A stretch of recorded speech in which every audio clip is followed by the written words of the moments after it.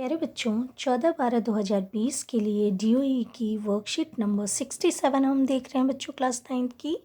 हम पढ़ रहे हैं बेटा हमारा चैप्टर कार्य तथा ऊर्जा, और आज हम जानेंगे कि गतिज ऊर्जा क्या होती है, उसके क्या सूत्र हैं, हाँ, और हम उस पर बेस्ड किस तरीके से न्यूमेरिकल्स बना सकते हैं। तो आओ बेटे पढ़ते हैं।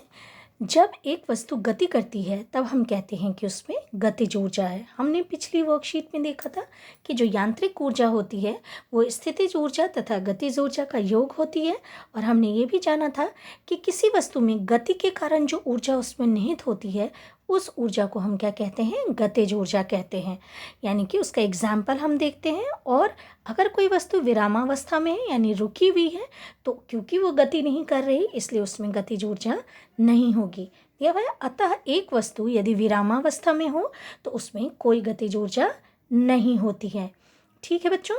उसके बाद देखो उदाहरण दिया हुआ है, जैसे बहता हुआ जल, लुढ़कता या गिरता हुआ पत्थर, बंदूक से निकली गोली, सब में कुछ न कुछ गति कर रहे हैं, इसीलिए उनमें कौन सी ऊर्जा निहित है, गतिज ऊर्जा है उसमें। अब देखो और क्या दिया हुआ है, गतिज ऊर्जा किसी वस्तु के गति के कारण उसमें जो उपस्थित ऊर्जा होती है उसे हम क्या कहते हैं, गतिज ऊर्जा कहते हैं। अब गतिज ऊर्जा को प्रभावित करने वाले कौन कौन से कारक हैं, यानी गतिज ऊर्जा किन किन कारकों पर निर्भर करती है। तो सबसे पहला है कि वस्तु का द्रव्यमान। तो वस्तु का अगर द्रव्यमान ज़्यादा होगा तो वस्तु की गतिज ऊर्जा भी क्या होगी, ज़्यादा होगी। और वह दूसरा क्या है, वस्तु का वेग, यानी अधिक वेग होगा वस्तु का तो उसकी गतिज ऊर्जा भी क्या होगी, अधिक होगी। तो ये दो चीज़ें हमें याद रखनी है कि गतिज ऊर्जा निर्भर करती है वस्तु के द्रव्यमान और वस्तु के वेग पर, और इसके समानुपाती होती है द्रव्यमान के और वेग के स्क्वायर के वो क्या होती है, समानुपाती होती है। यानी आपको इतना याद रखना है कि वेग और द्रव्यमान दोनों ही बढ़ने पर गतिज ऊर्जा क्या होती है, बढ़ती है वस्तु की। अब यहाँ देखते हैं गतिज ऊर्जा को निकालने का गणितीय समीकरण क्या है। तो मान लेते हैं हम कि वस्तु का द्रव्यमान क्या है, m है। यहाँ देखो दिया हुआ है, माना कि किसी भी वस्तु को जिसकी गतिज ऊर्जा देखना चाह रहे हैं उसका द्रव्यमान क्या है, m है, और वो u वेग से गति कर रही है, और उस पर जो बल लग रहा है वो लग रहा है F, कैपिटल F, और बल लगने के कारण वो कार्य करके उसमें क्या हो रहा है, ए त्वरण उत्पन्न हो रहा है, और इसीलिए वस्तु का वेग जो है, जो पहले प्रारंभिक वेग जो u था वो अब उसका अंतिम वेग क्या बन जा रहा है, v बन जा रहा है, और वस्तु s दूरी तक विस्थापित हो रही है। फिर से सुनिए बच्चों, वस्तु का द्रव्यमान स्मॉल m है, प्रारंभिक वेग वस्तु का u है, उस पर कैपिटल F बल लग रहा है, और बल के कारण उसमें एक त्वरण उत्पन्न हो रहा है स्मॉल a, और इस कारण वस्तु का अंतिम वेग हो जा रहा है v, और वो उसका विस्थापन हो रहा है कितना, s, स्मॉल s। अब हम जानते हैं कि किया गया कार्य W, जिसको कि हम कैपिटल W से निरूपित करते हैं, उसका क्या होता है सूत्र, W = F × S, ये आप जानते हैं। और गति का दूसरा नियम जो है वो ये कहता है कि F = क्या होता है, m × a, यानी द्रव्यमान गुणे त्वरण। अब हम F के बदले, देखो यहाँ F के बदले हम ये वाली वैल्यू लिख सकते हैं। तो हमने क्या लिखा, W, ये वाला W हमने यहाँ लिख दिया, F के बदले हमने क्या लिखा, ma, देखो यहाँ ma लिख दिया, और इंटू ये S जो है वो हमने यहाँ पर लिख दिया। अब आप जानते हैं गति का तीसरा समीकरण, आपने गति के समीकरण पढ़े हैं, उसमें गति का जो तीसरा समीकरण है वो होता है v² - u² = 2as। आप जानते हैं v है अंतिम वेग, u है प्रारंभिक वेग, a है त्वरण, और s है विस्थापन। अब यहाँ से अगर बच्चों हम s लिखते हैं तो s का मान क्या होगा, v² - u², और ये 2a क्या हो जाएगा, यहाँ नीचे आ जाएगा। तो ये देखो s = क्या हो गया, v² - u² / 2a। अब यहाँ पर देखो बच्चों हम क्या कर सकते हैं, s का ये जो मान है v² - u² / 2a, इस मान को हम यहाँ पर भी जो हमारे यहाँ पर दिया हुआ है, ये जो s का मान हमारे दिया हुआ है, इसको हम इस वाली वैल्यू में, ये जो W = ma × s है, यहाँ पर हम लगा सकते हैं। तो s के बदले हम ये वाली वैल्यू लिख देते हैं। तो देखो ये W यहाँ हमने लिख दिया, ma यहाँ लिख दिया, और s का जो ये मान दिया हुआ है ये मान हमने यहाँ पर लिख दिया। अब आप देखेंगे कि ये a से a कट जाएगा, है ना। तो हम लिख सकते हैं ना हाफ, ये जो यहाँ 2 है उसके बदले हम यहाँ पर हाफ लिखेंगे, हाफ m, और क्या होगा V square minus U square. तो यानी कि ये हमारा क्या हो गया, किया गया कार्य का आपके सूत्र मिल गया आपको। अब यहाँ पर क्या है, अगर हम मानते हैं कि वस्तु प्रारंभिक अवस्था जो थी वस्तु की वो रुकी हुई थी, यानी कि आरंभ में वस्तु क्या थी, विरामावस्था में थी, तो u का मान क्या हो जाएगा, 0 हो जाएगा उस केस में, क्योंकि प्रारंभिक वेग क्या है उसका 0 है। अब जब प्रारंभिक वेग 0 है तो w इक्वल टू क्या हो जाएगा, हाफ mv² हो जाएगा, सीधे सीधे ऐसा हो जाएगा। अब क्या हो गया, यानी कि किया गया कार्य हम जानते क्या होता है, ऊर्जा होती है। इसीलिए गतिज ऊर्जा, क्योंकि गति के कारण यहाँ ऊर्जा हम देख रहे हैं, इसलिए इस ऊर्जा को हम क्या लिखेंगे, गतिज ऊर्जा, जिसको ई के से, काइनेटिक एनर्जी से हम निरूपित करते ई के से लिखते हैं। और इसका मान क्या हो गया, हाफ एम वी स्क्वायर, यानी कि ई के बराबर क्या हो गया बेटे, हाफ एम वी स्क्वायर। अब V half M V square कब हुआ है, जब हम जानते हैं कि प्रारंभिक वेग वस्तु का क्या है, 0 है, यानी वस्तु प्रारंभ में विरामावस्था में है। यानी कि अगर वस्तु विरामावस्था में ही है, यानी गति हो ही नहीं रही है, तो वहाँ पर गतिज ऊर्जा होगी ही नहीं। इसीलिए कह रहा है कि यदि वस्तु विरामावस्था में है, u बराबर 0 है, तो क्या होगा, वस्तु की गतिज ऊर्जा उस समय क्या होती है, 0 होती है। अब इसको और अच्छे से समझने के लिए बेटा हम एक एग्जाम्पल देखते हैं और एग्जाम्पल से और अच्छे से समझते हैं। देखो हमारा क्वेश्चन क्या दिया हुआ है, यहाँ ये दिया हुआ है कि एक वस्तु जिसका द्रव्यमान 10 kg है 4 मीटर प्रति सेकेंड के वेग से चल रही है। ठीक है, m बराबर कितना दिया हुआ है बेटे, 10 kg 10 किलोग्राम, और वेग इसका कितना दिया हुआ है, v बराबर दिया हुआ है 4 मीटर प्रति सेकेंड। इसकी गतिज ऊर्जा ज्ञात कीजिए। हमसे क्या पूछ रहा है, गतिज ऊर्जा पूछ रहा है, जो कि इसमें गति करते समय है। आप जानते हैं, ये देखो m बराबर 10 kg दिया हुआ है, वेग दिया हुआ है कितना है इसके, 4 मीटर प्रति सेकेंड। अब गतिज ऊर्जा का फॉर्मूला आप जानते हैं, सूत्र जानते हैं, ई के बराबर क्या होता है, हाफ एम वी स्क्वायर। ये अब आप m का मान दिया हुआ है आपके 10, आपने यहाँ 10 लिखा, हाफ 10, और v का मान दिया हुआ है 4, आपने क्योंकि v स्क्वायर है इसलिए 4 का स्क्वायर लिखा। और ये देखो अगर हम काटेंगे तो हमारा कितना हो जाएगा, 80 जूल हो जाएगा।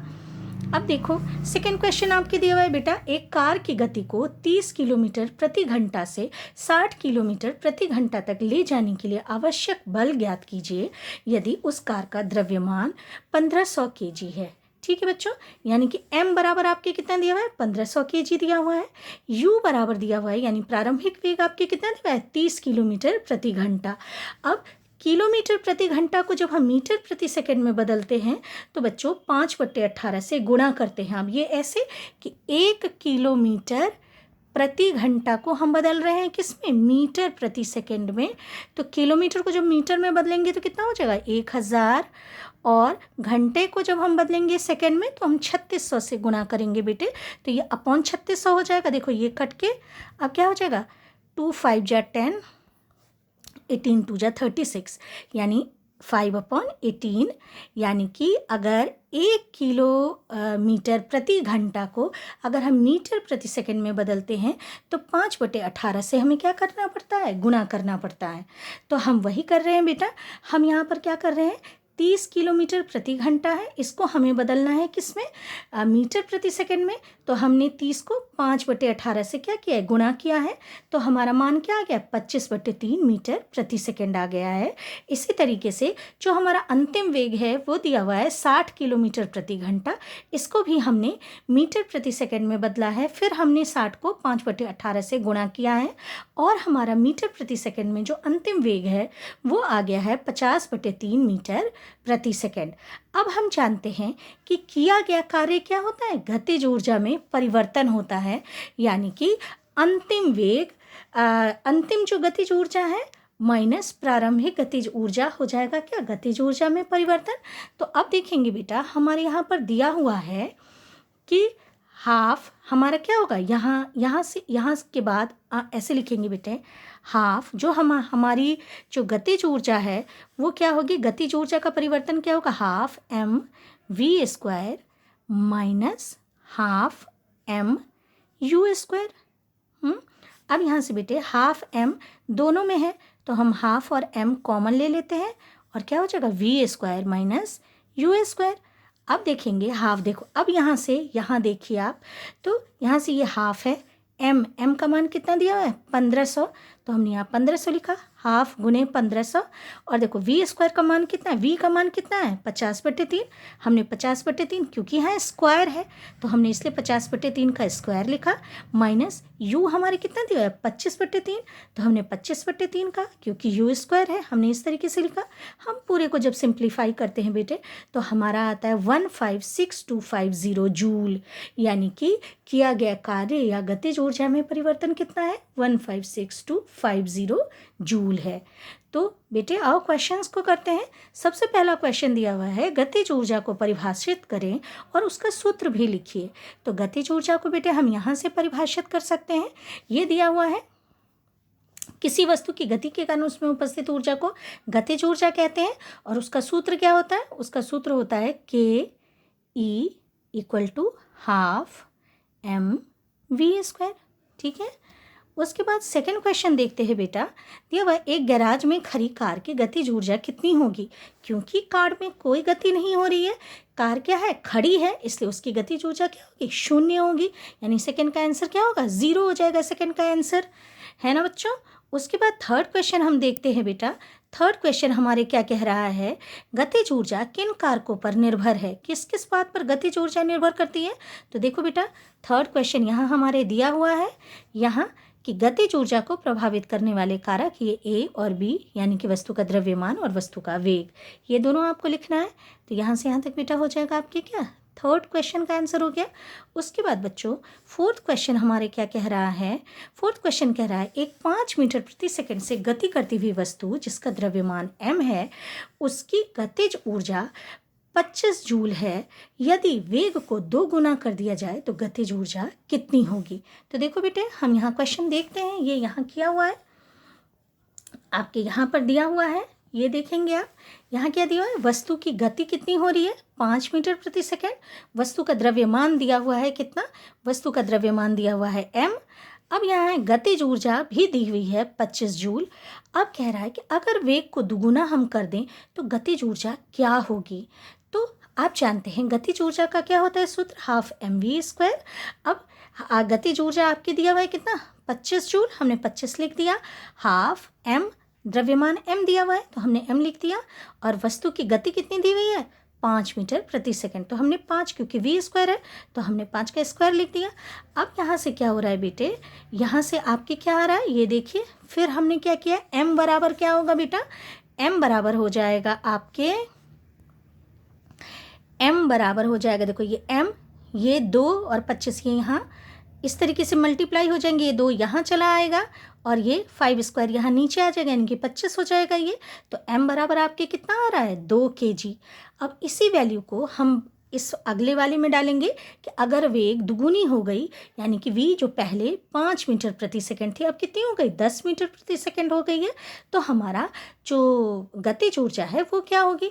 तो हम क्या लगाते हैं, हम फॉर्मूला सीधे लगाते थे KE बराबर ½ mv²। v हमारा अब कितना हो गया 10 हो गया है, तो ये ½ m कितना आया था हमारे 2, तो इसलिए 2, और v² हमने कितना लिया था 10 मीटर प्रति सेकंड, क्योंकि दुगुना हो गया था तो ये क्या हो जाएगा 10 का स्क्वायर।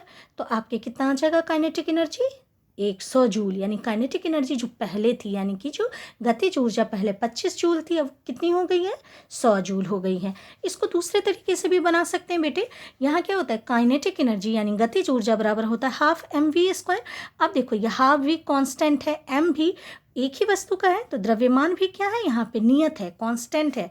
तो काइनेटिक एनर्जी यानी कि गतिज ऊर्जा क्या है समानुपाती है वेग के स्क्वायर के, यानी कि KE समानुपाती है v² के। आप इस तरीके से लिखो KE2/KE1 = v2²/v1²। अब यहाँ पर आप और क्या लिख सकते हैं, KE2 हमें नहीं दिया हुआ है तो हम KE2 इस तरीके से रख लेते हैं।